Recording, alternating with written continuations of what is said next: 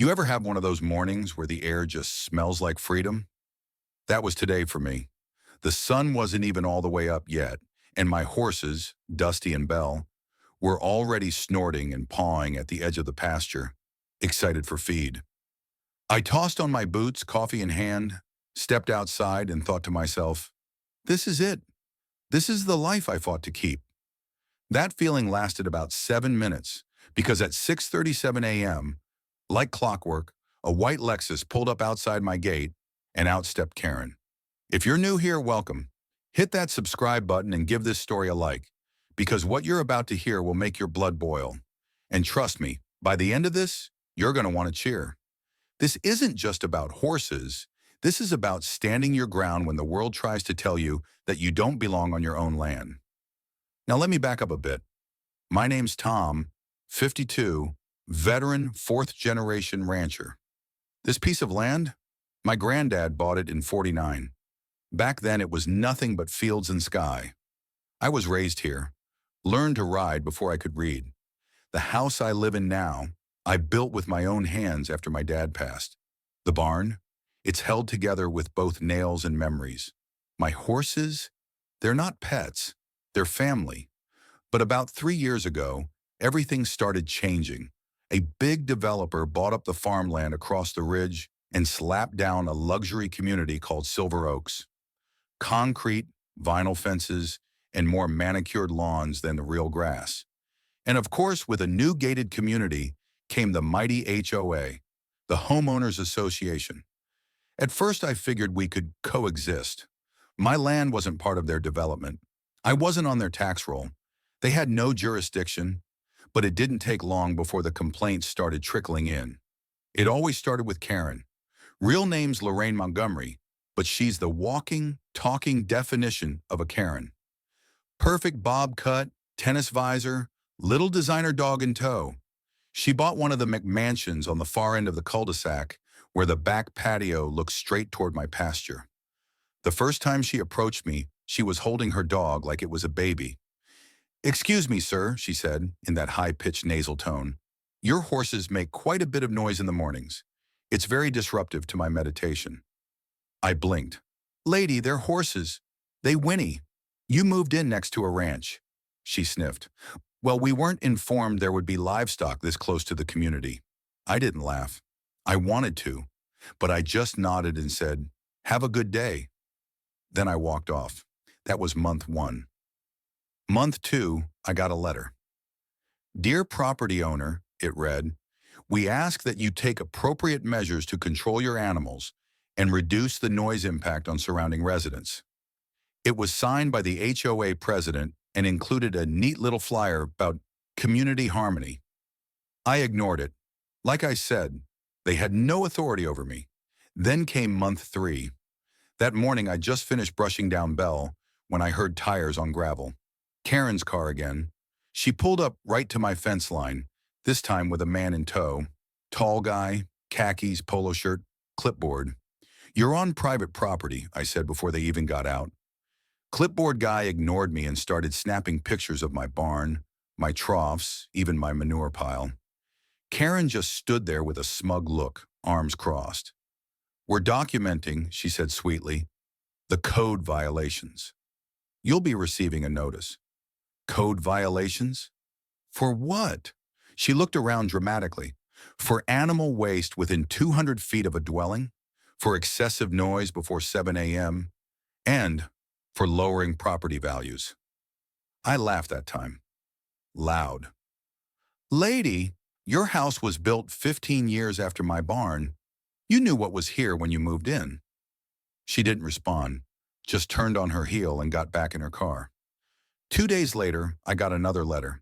This one had a header: Silver Oaks HOA Formal Violation Notice. It included a $250 nuisance penalty and a demand to remove livestock from the property within 30 days. I called the number listed. A woman answered, introduced herself as Janice from Compliance. I explained that I don't live in Silver Oaks, don't pay dues, and am not under their control. She paused. "Sir, your proximity falls under our expanded zoning review perimeter, and residents have expressed ongoing concerns."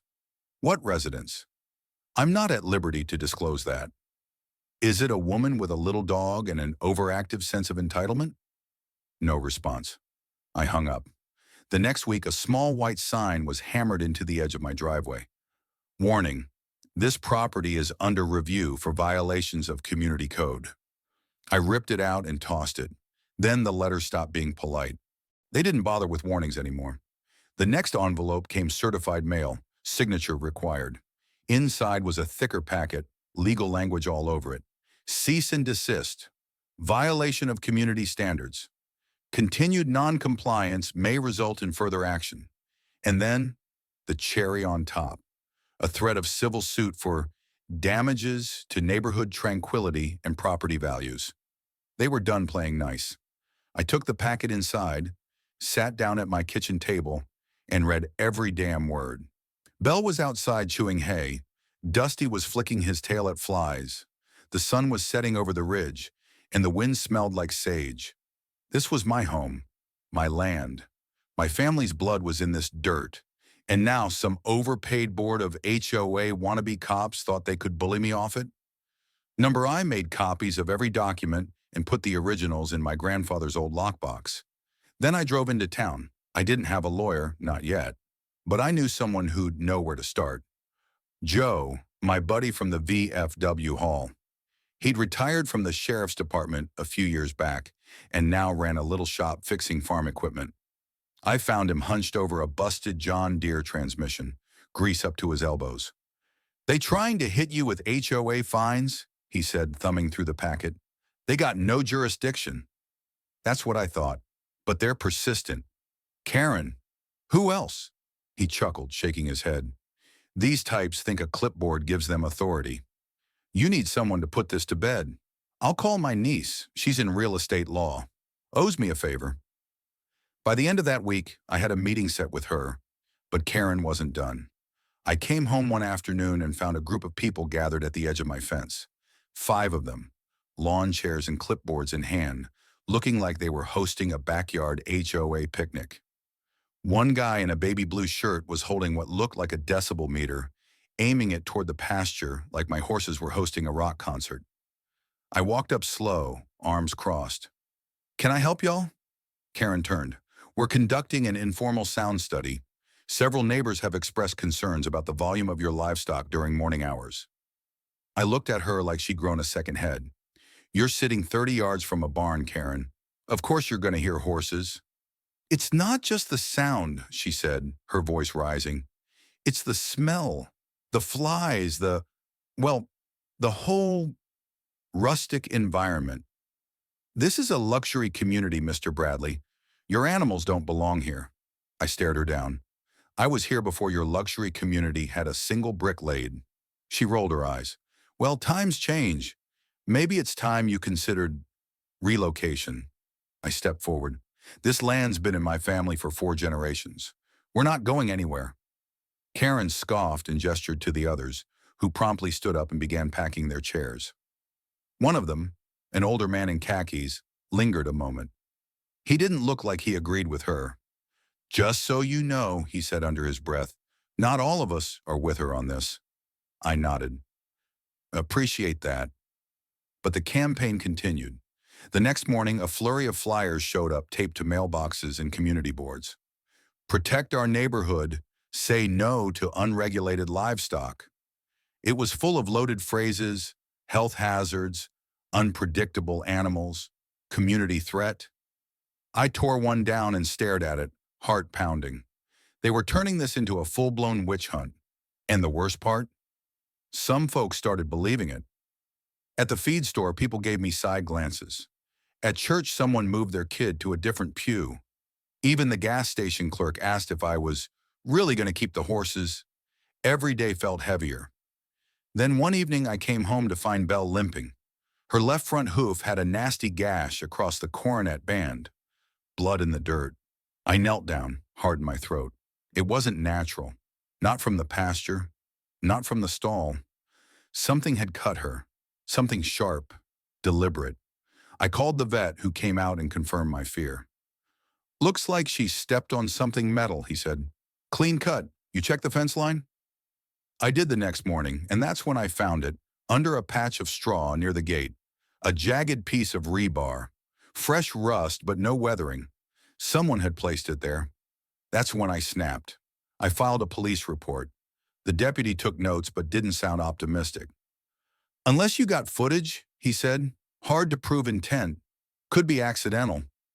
I knew it wasn't. I looked at Belle, her leg bandaged, her eyes gentle but confused. I thought of my granddad standing in that same barn telling me, "Son, you take care of the land, and it'll take care of you, but you got to protect it from fools." That night, I sat down with every deed, every zoning map, every title document I could find in my lockbox. I was done reacting. It was time to fight back. First thing the next morning, I was in a law office. Miranda Hale, Joe's niece, met me in a small room stacked wall to wall with real estate folders and law books. She was younger than I expected, maybe 35, but sharp-eyed and quick. I laid out the HOA letters, the pictures, the injury report from the vet, and then my own folder. The deed from 1949, tax records, old zoning maps. She spent 20 minutes reading in silence, pen tapping against her legal pad. Then she looked up. "They don't have a case, not a real one. Your property is clearly outside the HOA boundary. This land was subdivided decades before Silver Oaks existed.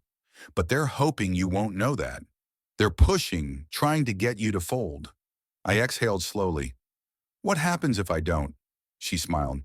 "Then we show them what overplaying your hand looks like." Miranda drafted a cease and desist of our own, directed at the HOA board.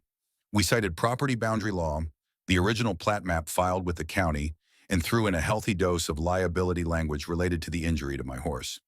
She didn't say it, but I saw it in her eyes. They picked the wrong rancher to push. Within a week, she'd hand-delivered the letter to the HOA's headquarters. Within 2 days after that, things escalated again. Karen showed up at my fence, alone this time, and she wasn't pretending to be polite anymore. "You think some lawyer scare tactic is going to stop us?" She barked, gripping the chain link like she was about to rip it out of the earth. "You're a selfish, backwards old man clinging to something that doesn't belong in this century. These homes are worth $500,000, and your animals are dragging us down." I stepped onto the porch, calm. "You done? You think this is over?" she hissed. "I've spoken with the mayor. You're going to regret this." I didn't respond, just watched her storm back to her car, tires spinning in the gravel as she peeled off. I didn't sleep that night. I knew it wasn't over, and I was right. 2 mornings later, I walked out to the sound of sirens. Not emergency sirens, just flashing lights on a city bylaw enforcement vehicle. 2 men in uniform stood near the gate, clipboards in hand. One of them was photographing the manure pile, another was measuring the fence. I approached slowly. "Morning. Can I help you, gentlemen?" The older one looked up. "We're following up on a complaint filed with the city, alleged code infractions, improper animal waste management, unauthorized fencing." I gestured toward the house. "That manure pile's been there 20 years. So has the fence.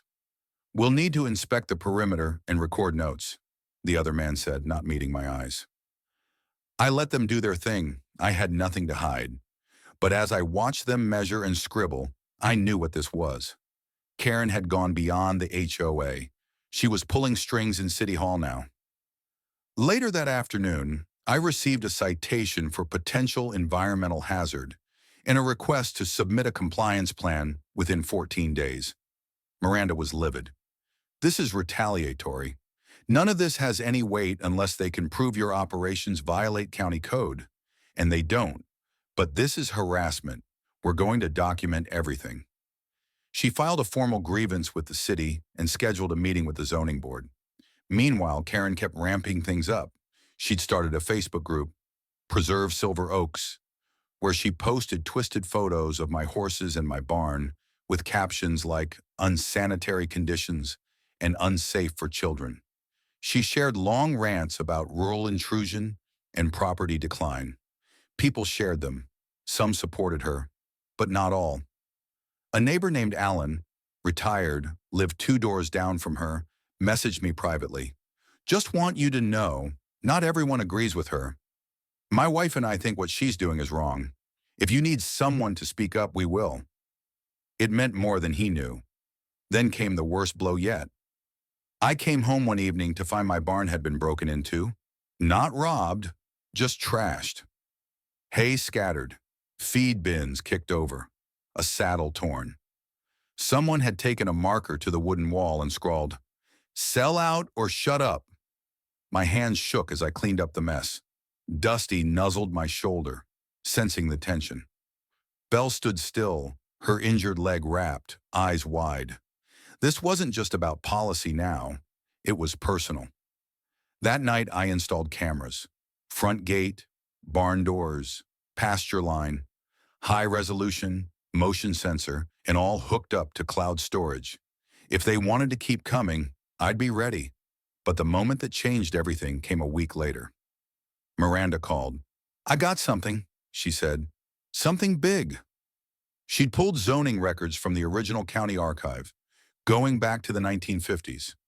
And buried inside them was a copy of an easement agreement from 1974, signed by the county and my grandfather. It was a binding clause that designated our property as agricultural preserve land, which meant, under local and state law, it had permanent legal protection from residential encroachment, including HOAs. "This isn't just a boundary issue anymore," Miranda said. "This is legal armor." I stared at the old document, my grandfather's signature at the bottom, faded but clear. He'd done it to protect the land from exactly this kind of future. He saw them coming before they ever laid a brick. We didn't waste time. Miranda filed a formal injunction against the HOA that same week, backed by the easement document and supported with 2 affidavits, one from me and one from Alan, the neighbor who'd offered to speak up. We requested an emergency hearing with the county mediation board. The petition was simple: cease harassment, retract all fines and threats, and issue a formal apology. But if they refused, we were prepared to sue. The date was set, Tuesday, 9 a.m. The county hearing room wasn't some grand courtroom, just a beige municipal office with flickering fluorescent lights and a long oak table in the middle. I showed up in boots and a clean button-down. Miranda came in sharp and calm, thick binder under her arm. Karen arrived 10 minutes late, in heels too high for the carpet, dragging behind her the HOA president, some uptight man with a pocket square and a look like he'd rather be anywhere else. The board consisted of 3 officials, 2 of whom looked mildly annoyed to be involved in what they clearly thought was just neighbor drama. Karen didn't see it that way. The moment she got the floor, she launched into a theatrical performance. "This man," she said, pointing a manicured finger at me, "has subjected our community to persistent noise, smell, and visual degradation. He has been uncooperative, aggressive, dismissive of legitimate concerns. He keeps large, unpredictable animals dangerously close to family homes." Miranda stood. "With respect, I'd like to interrupt." Karen looked stunned. "I'm submitting Exhibit A," Miranda said, laying the easement document on the table. "This legally binding agreement predates the HOA's existence by almost 3 decades. It designates Mr. Bradley's property as agricultural preserve land, protected under state law, meaning the HOA has no jurisdiction, none. 1 of the board members leaned forward. "This document, it's notarized?" "Filed with the county clerk in 1974, Miranda confirmed. The HOA president paled. But Karen wasn't done. "Even if that's true," she said sharply, "he still operates in a manner that disturbs the peace. We have over 24 complaints from residents." "Anonymous complaints," Miranda snapped, flipping a page. "None formally filed through the city, no measured decibel violations, no citation that withstood appeal. And, let's not forget, one of Mr. Bradley's horses was injured, possibly due to malicious intent." Karen flushed. "That has nothing to do with us."